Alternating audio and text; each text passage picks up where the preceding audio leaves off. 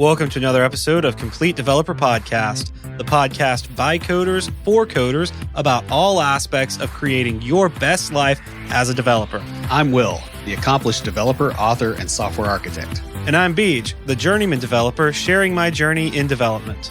Complete Developer Podcast is supported by listeners like you. We are now on Patreon at www.patreon.com/Complete Developer Podcast. Happy birthday, Beej! Birthdays come every year, and we continue getting older.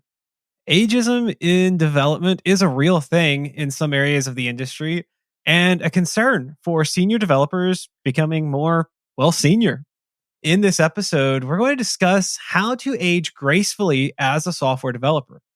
We'll talk about what you can do while younger and what to do as you age to help you be your best self throughout your entire career. But before we get started, Will, what's been aging you this week? I don't know. I wasn't. Yeah, I was wondering how you were going to roll that one. Well, I passed my Scrum Master cert Friday morning. I got about 3 hours of sleep that night and could not go back to sleep. Came downstairs and was like, okay, well, I could work. I couldn't really do much because of the status of our tickets. And I was like, well, this is kind of hanging out there. And so I got 96% on the test with 3 hours of sleep and a headache. So, it wasn't bad. Had a pretty good, the classes I took were very, very good. I think that was a big portion of making me understand some of the things that were kind of trick question type deals. Not entirely trick questions, but it was not what you would think is the right answer based off of how Scrum gets done in a lot of places, I guess is how I would put it. I mean, you went through it. You know what I'm talking about. Pretty excited about that. So, how about you? This episode is actually coming out on my birthday, so that's kind of cool.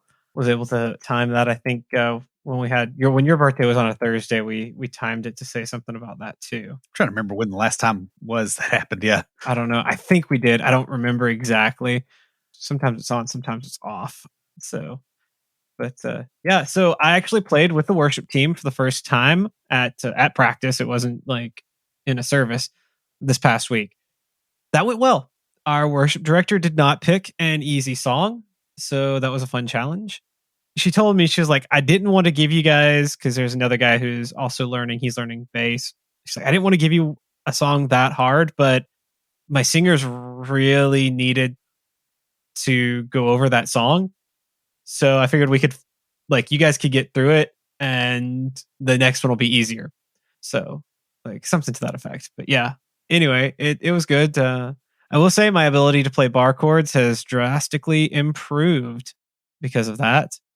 The next time I play is actually on my birthday, the day this episode drops. And thankfully, that one is a song that I know and have played a little bit before. So, with some friends. So this one's not going to be as difficult. Also, no bar chords and pretty straightforward rhythm. And it's the same 4 chords throughout the entire song. So that is definitely a lot nicer. Speaking of music, I got the new Skillet album this past weekend. For those of you who are Skillet fans, I ordered the box set and came with an autographed poster, a hoodie. I am not wearing the hoodie. I thought about wearing it, but this isn't a video podcast, so you guys wouldn't be able to see it anyway. I am wearing my Garth Brooks Stadium tour shirt just because, it was right there when I was grabbing a t-shirt to put on. So yeah, there's that. It is pretty cool. I didn't realize it came with a coffee mug, which is nice. That's kind of cool. I did find out my friend who pre-ordered through Amazon, they had the date wrong, the release date, and so he got his 2 days early, and so got to listen to that before I did. I was mildly jealous, but he's been a Skillet fan longer than I have, so that's pretty cool for him. So that's all I've got going on. Saving money is hard, especially as you get more responsibilities with age. Lucas Casares is a fee-only certified financial planner. He owns and runs Level Up Financial Planning virtually out of Fort Collins, Colorado. And just like us here at Complete Developer Podcast, his focus is on helping you to not only establish a real plan, but to be able to take action so that you can live the best version of your life, regardless of where you are. Investing in financial planning services really comes down to whether or not you can improve your finances. And with the help of Level Up, the compounding impact of making better financial decisions easily pays for itself. I know we just had someone in our Slack talk about working with Lucas, someone who's been at this for a little while, not a brand new junior dev, and talked about how he got some value out of working with him. Level Up also has a unique pricing model that will help you no matter where you are in your financial journey. Best of all, Lucas is a fiduciary for his clients. And what that means is he's not here to sell you a product, but instead to guide you to making better financial decisions and overall better financial situation. And if you want to hear more about this, you can catch his podcast, Techie Personal Finance Bootcamp, where he covers financial topics that you probably face. And there he also interviews other IT professionals who share how they navigated their own careers. You can also learn even more stuff at levelupfinancialplanning.com. How old is too old to be a software developer? Isn't it a young person's job? These questions come up from time to time, especially if you pay attention to Quora or Stack Overflow and stuff like that. Or the media, just in general. The cultural expectation of software developers has been a basement-dwelling, hoodie-wearing 20-something. While Hollywood has had a hand in perpetuating this stereotype, the majority of developers are actually in their 20s. And this is likely due to the attrition rate of software developers. Most start off in their early 20s and leave the field of development for usually other areas of IT or altogether before they end their 20s. Out of the group that I graduated with, I think there's one other guy that's still a software dev. And he went on and got I think he got his master's, first and, stuck with it. And he always really enjoyed it. But like most of them, yeah, they were gone within 5 years. The half-life of a new software developer really hasn't changed that much. For the career programmer, though, as you get older, ageism can become a real problem. And ageism is a form of discrimination based on a person's age. While direct ageism may not be as present, there are less obvious forms of it that do occur. A lot of the startup culture, especially, is really bad for this. I've kind of been involved in some of this. They have a lot of mandatory overtime. They have death march type projects. Those are kind of, I don't know if I would necessarily say that they're intended to be institutional ageism. It's just that they don't care. A lot of times institutional ageism is an unintentional. Yeah. Well, the other thing I've seen a lot of these startups do is they'll do things like, hey, we're all going out for beers after work. Right. And okay, that's fine if you're 25 and you don't have a kid or something. But when you're in your 40s, like that hurts the next day. And you can't keep that up, and it's a lot rougher on your body. And so there's those kind of assumptions that are really, they're sort of ignored. Those things really do seem fine when you're young. Like I remember having a beer fridge in my office that was stocked because I was working for a startup, and it was great. I was like 24, all the beer I could basically drink after hours. But oh, by the way, I was working 80 hours a week. There is no way in the world I would do that now. Yeah. Because as we age, our bodies and our priorities change. We become no longer able or willing to do things that we did when we were younger, like those death marches or day drinking on the job. Some of us stop drinking altogether. These changes can have a positive or negative effect on our careers as developers. If these changes are taken into account as we become older, we're able to apply our hard-earned knowledge and experience in ways that will better our careers, even more so than the late nights and death marches when we were younger. Yeah. I think a lot of times the late nights and death marches teach you the value of the things that aren't late nights and death marches. Mm-hmm. I don't know that I would be where I am now had I not learned those things the hard way. I would recommend not learning it the hard way, just like listen to us complain about it instead, but it is what it is.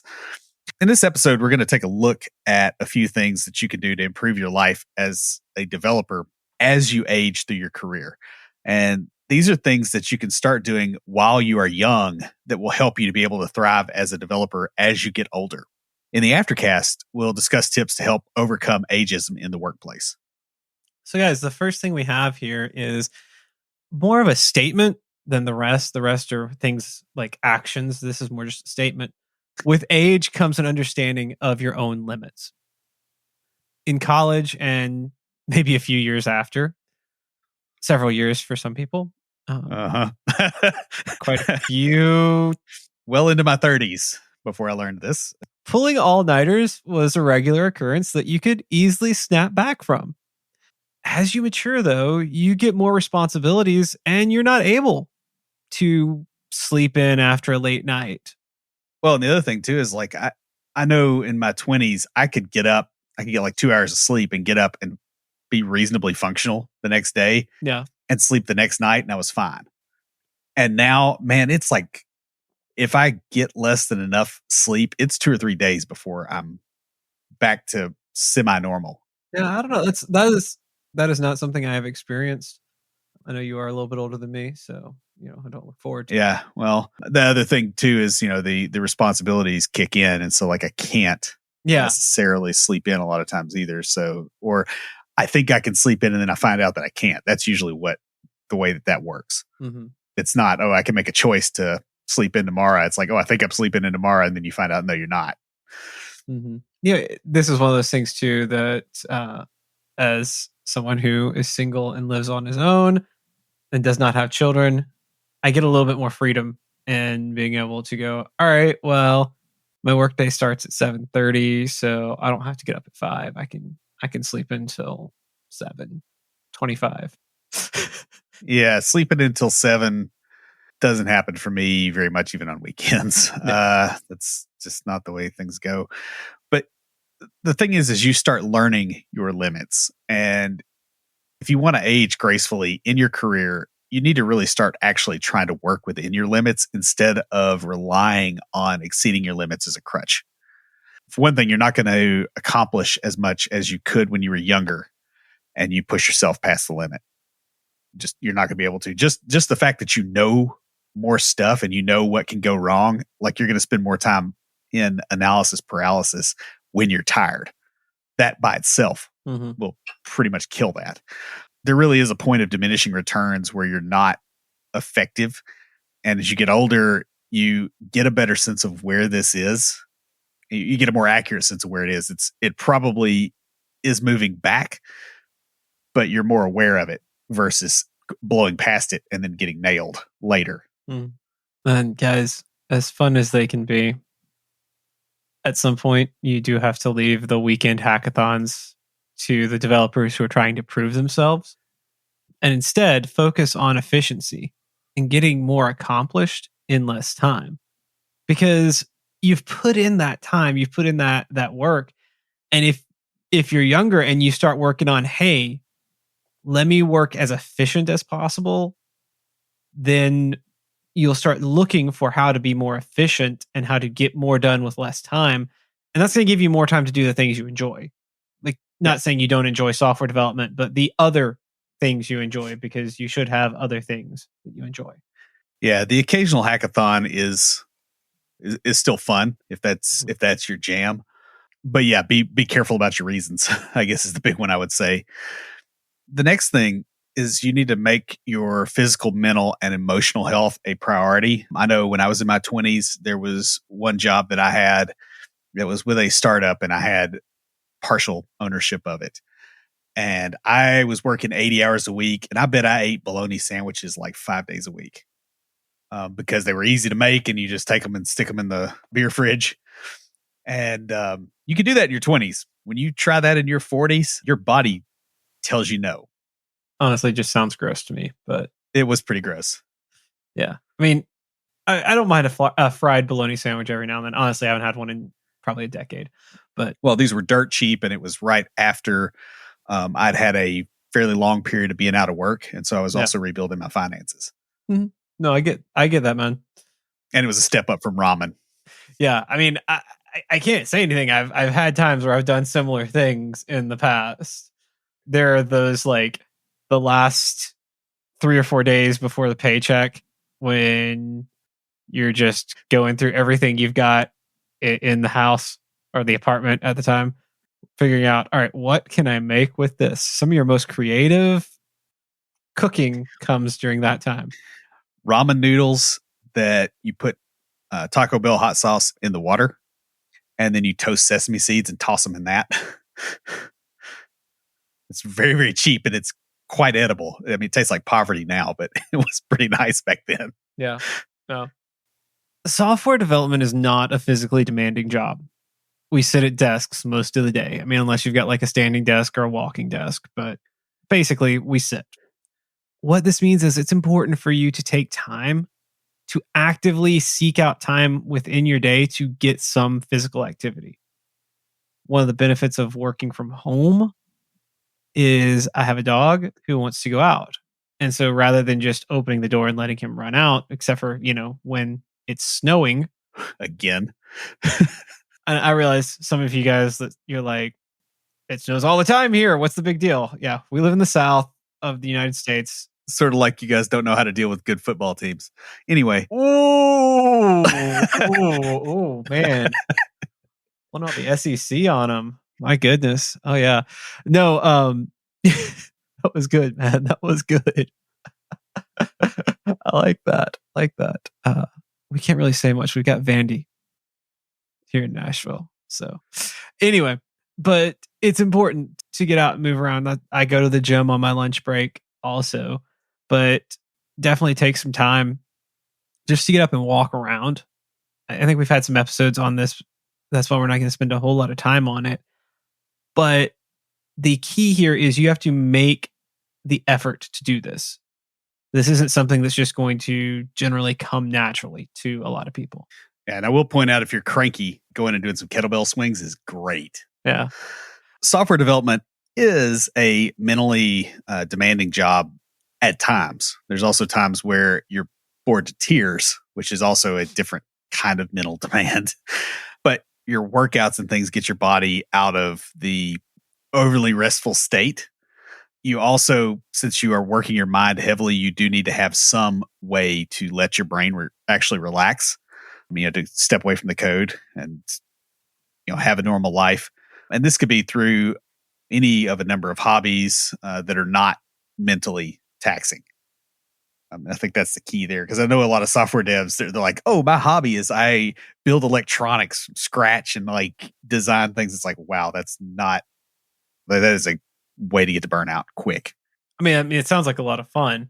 Oh yeah, and I totally I'll play like rounds and rounds of Factorio, which is a complicated game, but yeah, I'm right there with you. I'm just calling it out as not being a good idea. And you do still need something. I think the big thing is blowing off steam is a lot of it that really helps. Mm-hmm. A lot of people play video games for that. I say you should combine these two and do something physical that doesn't require a lot of mental, but lets you blow off some steam. So I don't know, paintball. Anyone? I mean, swinging a big heavy kettlebell will do it. Yeah, I guess real so. Quick. I just want to shoot paint at people. I don't know why. I'm just in the mood to go play some paintball. I might get my friends together and go play some later when the weather warms back up and we're not like frigid. So finally, while the image of the graybeard curmudgeon is a fun trope, you don't want to be the old angry developer. Find ways to address your emotional health through maybe talking to friends or a counselor. Meditation is really great for this. And even some forms of escapism that can help with the mental stuff. Like, there are ways that you could combine all three of these, but like reading and music. So like playing music is really great because it involves some physical movement. It's kind of like mentally relaxing once you get it down, and it helps with the emotional. So yeah, everyone should pick up an instrument is what I'm saying. No, I'm kidding about that, but that is something that that would help with that too. Yeah, I'll also add one more thing here. Those three, your physical, mental, and emotional health being a priority means that you don't stay in situations that hurt those. Mm-hmm. That will get really, really important the longer your career goes. I have left so many places that were bad for me. And I don't regret a bit of it. There were times I regretted right after because it was a little bit rough, but years on, nope. Yeah. Next, this one kind of put it towards the middle because it's sort of an important one here. Expect technology to always be changing. Yeah. When you've been developing a while, it's very easy to think that things worked the way you learned them when you learned them. And that's not necessarily always true. Sometimes it is, and they've covered stuff up, or they've made things simpler, but it's still the same under the hood. Other times it has completely changed. Now, you will see patterns in the way that technology advances, but it's probably not realistic to assume that it's always going to stay the same and that everything you learned 5 years ago still works now in the same way, or that that's the optimal approach. It may work the same, but it doesn't work the same for you.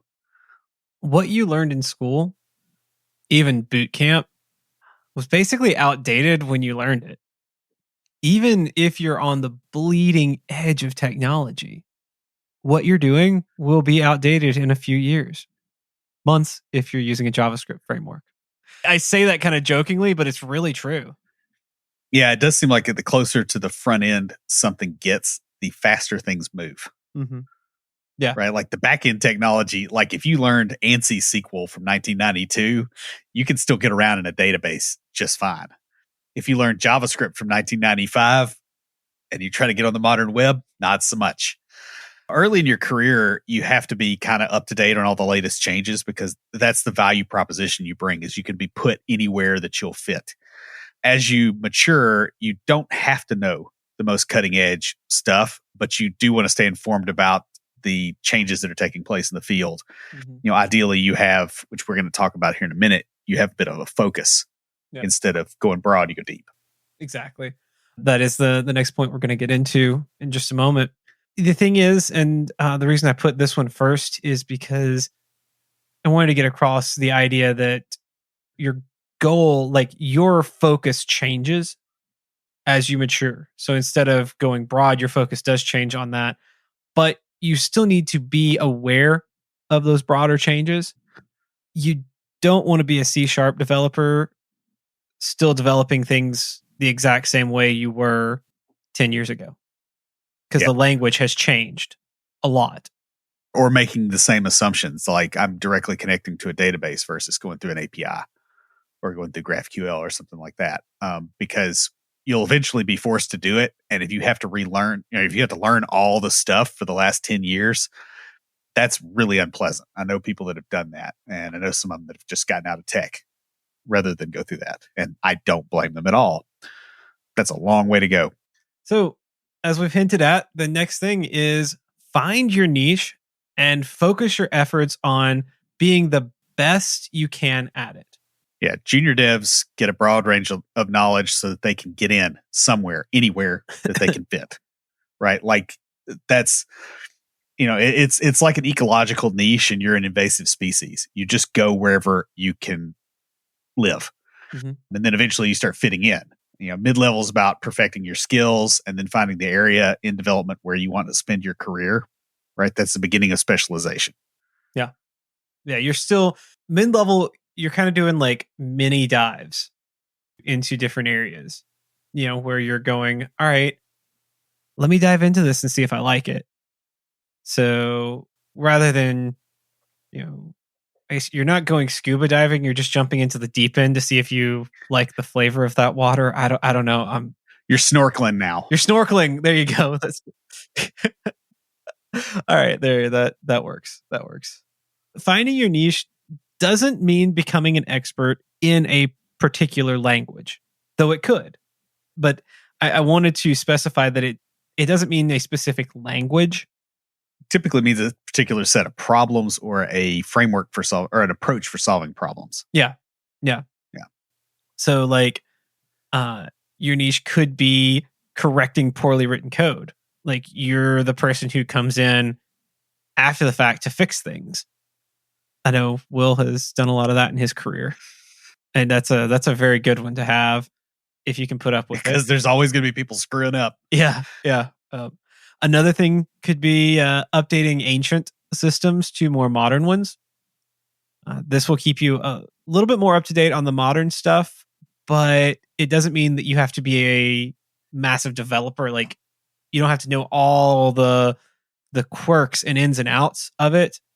Is you get them up there and get them started.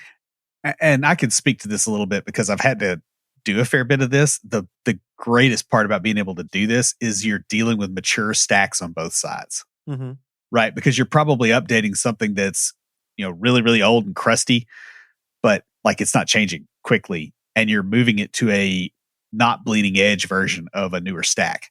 Yeah. And so like the docs are there, things are mature, they're not breaking, you're just moving functionality.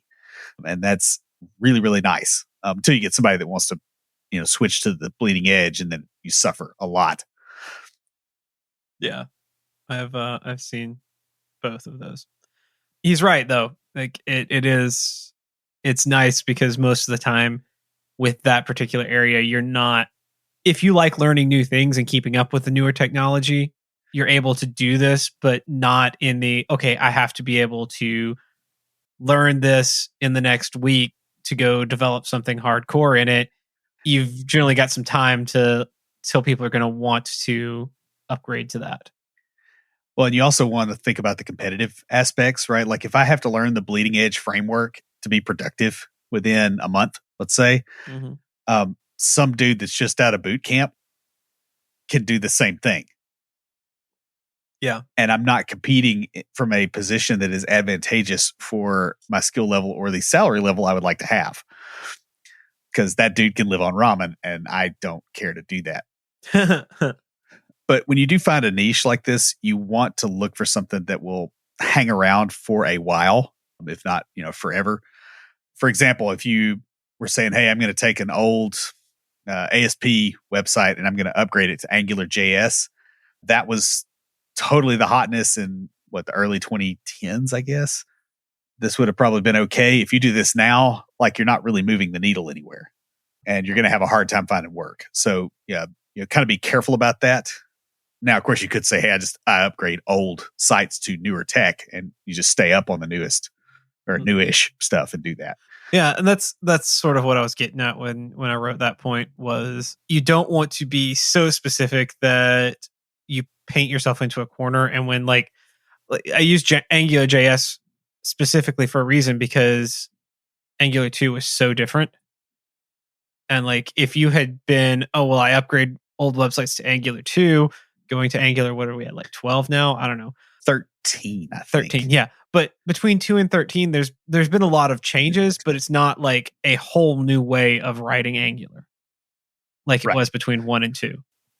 Well, and I think one thing that's a salient point here is to remember that the technology, the people paying for it, for the most part, don't care about the technology you use. They care about the results you get.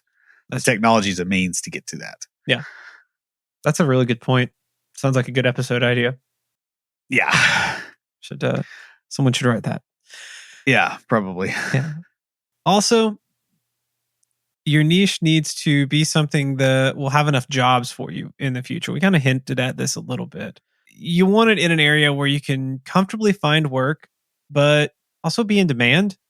So you don't want it to be so prevalent that everybody's doing it, but you don't want it to be so, I don't want to use a so niche, but like so rare, yeah, that, or boutique. Yeah, you have trouble finding work.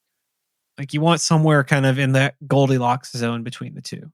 Yeah, because if you get into something where there's a crap ton of people, everybody and their mother eventually gets into it, and then the prices for your work go down. Yeah. And that's not a good place to be. Now, the next point is to leverage your experience to put yourself ahead of the game. You're going to be working throughout your career to get knowledge that really you can only get from experience, right? Like you can't really get everything you need just from watching videos. You'll end up at a point where when a problem occurs, you know where it is because you've had this problem before. Yeah. And it's just filed away in your brain somewhere that this is kind of how they approached it. Here's how it broke last time. I think I know where it broke this time. And you can't create that except through experience. Yeah. I remember when I first started as a lead, I hadn't done Angular in years, and they put me leading a team doing Angular development. Like I had been on the API side for so long. I had done a little bit, but yeah, just to keep my skills up. So I hop on a pair session with the two junior developers I have on my team, and I'm going through something and I messed something up. I don't remember what it was now, but I messed something up. I was like, well, guys, mess that up. Let's figure out what I did wrong. We can fix it. So we start going through and trying to figure out what I did wrong. Anyway, I think the next week I was talking to my boss because we were like, it was like the first or second week I was there with the team. And I was like, yeah, this happened. Like I feel bad because I messed up and we had to go figure it out and solve it. And she's like, yeah, I heard about that. The guys thought it was like one of the best pair programming sessions they'd ever been in. They said all these videos they watch, they just show you stuff. They never show you, well, what happens when it goes wrong? And you walked them through your process. She's like, they were so excited about that. And I was like, really? That's awesome because I'm going to mess up a lot. Yeah. This is great that it's to my advantage. Well, like last week after we had the aftercast, the guys got on a call with me walking through some code that had a problem with dependency injection. Mm-hmm. And they're not .NET developers, they're Java developers. And we had it fixed in 5 minutes. And it was something really dumb that I was doing. And I couldn't see it because I've been looking at it too long. And you'll kind of get that thing where even if it's not your language or your platform, you get a sense. Yeah. I mean, there's a lot of similarities, especially in languages with the same parent. C# is a ripoff of Java in a lot of ways. Well, yeah, but also just like the concepts. And that was the thing. That's what the real advantage for them, because the two of them have been doing a lot more Angular work than I had. They knew more of like TypeScript and Angular than I did, but I've done more coding in general. And so a lot of the concepts, like I remember some of our early pair sessions, I would go, all right, so I know how to do this in C#. Here's what I want you to show me how to do in Angular. And they'd be like, oh, I never thought about doing it that way. Like, it's just like this concept and stuff. And it's like, yeah, here's how you do that. And like, so I'm learning the syntax and they're learning the constructs and the concepts. And it's honestly, we've been doing that for a while. And I've gotten them thinking in that kind of terms. And so it's a lot of fun. One of the best things you can provide is that experience. You know what has and hasn't worked in the past and can quickly narrow down debugging based on that experience. That's another conversation I've had that one of them has called me in, or both of them have been working on something and called me in and be like, hey, we need some help with this. And I'll like find it almost immediately. And I'm like, hey, it's not that you guys aren't really good coders. It's I've literally seen this problem 10 or 15 times. So I knew exactly where to look. Yeah. I know where the rakes are in the yard because I ran through it. Yeah, exactly. I'm like, you guys, the next time something like this comes up, you're going to know where to look. You're going to start to develop this sense so that when something similar comes up, you'll have an idea of where to look. And it's just, that's something that can only come with experience. And that's what older developers bring. And if you find yourself applying for positions where there are a lot of younger developers, even if they are senior developers, you probably still have an advantage if you've been at this a while because you have a longer backlog of experience that you can pull from when you work with something. So you can bring it up in the interview and go, oh, well, I remember, doing this and, this is kind of like what we used to do back in the day on this other thing. And you can have a very interesting conversation that shows the depth of your knowledge and it doesn't feel like you're trying to show off. Mm-hmm. If you do it right. Because if you're still early in your career or a younger developer, now's the time to be looking for the experiences that you can use to your advantage in the future. I know the two junior developers I work with, they are looking for that kind of stuff. They have both asked me, hey, when you get stuck on something, can you like let us in on it so we can watch and we can learn how to debug better? And then most recently, we've been going through unit tests and I've been working with them on their unit tests and how to write better tests to get better, like not just get code coverage, but to actually test the things that we're trying to test, not just code coverage. I'm familiar with that. Yeah.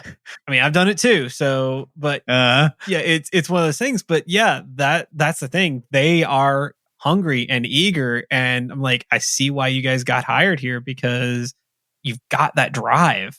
So what I'm saying is, don't shy away from the more difficult tasks, because that experience will help you later on. Yeah, and you don't want to be the developer that just coasts. I mean, you'll eventually get to those more difficult tasks, but it takes longer. Yeah. And it's you might as well go and get those now, and then you can always choose to do easier stuff. Yeah. But the opportunities to do harder stuff are a bit harder to come by, at least for a while, until you get typecast, and then you're stuck with it. But you walked into that one head first. The next one is to know your value as a leader and a mentor. It can be really, really tempting to keep all your knowledge kind of siloed away and not share it with other people. This is something that older developers really struggle with, because you feel like, if I hand out all my knowledge to everybody around me, I'm getting paid more, or I've been around longer, or, whatever the reasoning is, I'm not valuable now. No. And, they can me and move on. That really is the opposite of reality. Your ability to share your knowledge and experience with the people junior to you is one of your big selling points, because you make the entire team more effective. There is not a point where you have given out all your knowledge. The game theory thing here is, they can't really fire you thinking that you've handed it all out, because they're probably wrong. Older developers with experience not only bring valuable knowledge and that experience, but they should be able to help the rest of the team to understand their knowledge and use their experience to not make the same mistakes, to learn from the mistakes that they made.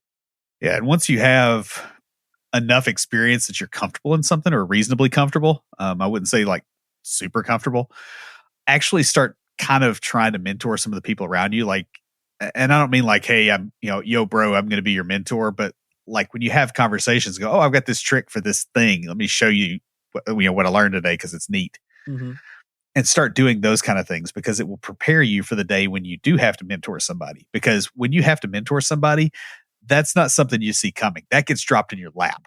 Yeah. Like, you literally never, ever see that coming. Unless you apply for a job that has it in the job. Yeah. Like as a developer evangelist or something like that, which we've got friends that are. We do. I'm sure that we could probably, either one of us could get a job doing that. I thought I wanted to for a while. Yeah, I kind of did too. And I've thought about it at different points. It's an interesting thing. But other than that, I will tell you, when you have to mentor somebody, you usually do not find out until you see something that's like, okay, I need to do something. I need to help this guy out. Yeah.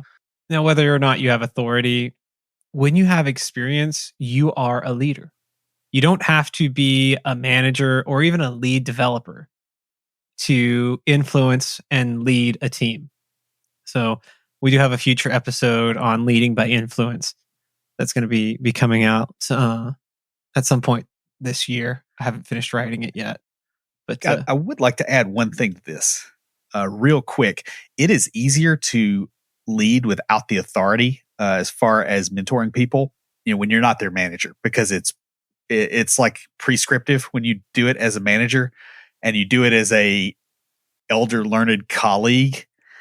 They will debate you more, and they will learn more, because they don't just do what the boss says. Yeah. If that makes sense, right? Like, that's been my experience when I've been the boss. It's like, holy crap, just because I said this doesn't mean that I'm accurate. Yeah. Oh yeah. Have you looked at me? Do I look like somebody that's right all the time? This is why I like making mistakes in front of my developers, because they know. They're like, and they will. I encourage them to, hey, if you think what I'm doing is wrong, ask me about it, because I need to have a good reason for it. Because if I don't, then it becomes a discussion. And that's how they teach you too. Yeah. Right. And that's how you get the experience for the next set. Yeah. And they do too. Mm-hmm. You basically build that culture. But guys, these are just a few things to help you in your career as a developer. Software development is more than just a job. It's a lifestyle. As such, it is one that can be lived for many years if done properly. Use the information that we've talked about here if you're new to the field, to set yourself up for success throughout your career. If you've been in development for a while, these are here to help you be your best self and share that with others. That pretty much wraps us up before we close everything out. Will, what do you have for us this week for tricks of the trade? Well, when you're teaching somebody or you're trying to improve things, we talk about the curmudgeonly older developer a lot. We've all been there probably. If you've been at this a while, you'll hit a point where you're just tired of the crap. Mm-hmm. That is the least effective point that you can be at for actually affecting organizational change. If you want to actually make things better, you do it with joy. And there's a lot of reasons for this. One, people don't want to be around a curmudgeon. Secondly, they want the curmudgeon to be wrong, right? People naturally do want to be around happier people, and they don't want to have to tell somebody who is unhappy and makes everyone else unhappy that they were right. Right. So you're creating internal resistance in places that you don't want it. So try to find the joy in your work, however you can, if you want to grow the people around you. So yeah, we're pushing on our time, but I really want to say this because it came up while you were talking.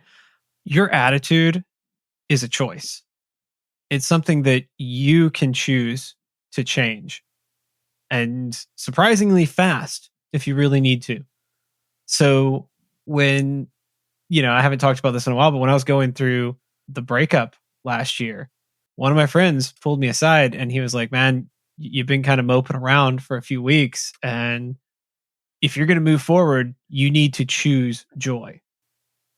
And so that is something that you actively do. If you're like grumpy and stuff, you can still choose joy. And you may not feel it at first, but you start choosing it, you start feeling it. It's kind of cool. Well, and the people around you don't make things worse. That's true. They don't actually. Yeah. So, but it's like mixing poison. Eventually the fumes get you. Yeah. So mix not poison. And maybe the fumes will get the people around you. I guess that's pretty much it. In the aftercast, we are going to talk a little bit more about the whole ageism thing, specifically how to overcome it in the workplace, because it's probably a good time for that conversation. That's pretty much it. Stand by for Titanfall. If you have a question or comment, please email us at neckbeards@completedeveloperpodcast.com. Our theme music is an excerpt from Stand By for Titanfall by Pure Bells, available on SoundCloud and licensed through Creative Commons. For references, show notes, and extra tips and insights, be sure to check out the website at completedeveloperpodcast.com. Help us make the show possible by supporting us on Patreon at patreon.com/completedeveloperpodcast. You'll get extras, including a weekly aftercast where we discuss the topic of the week and bonus material with some of our patrons. You can also follow us on Twitter at CompleteDevPod, like our page on Facebook, and follow us on Instagram to keep up with news about the show. Join the conversation anytime via Slack by signing up at slack.completedevelopernetwork.com. Thanks for listening. See you next time.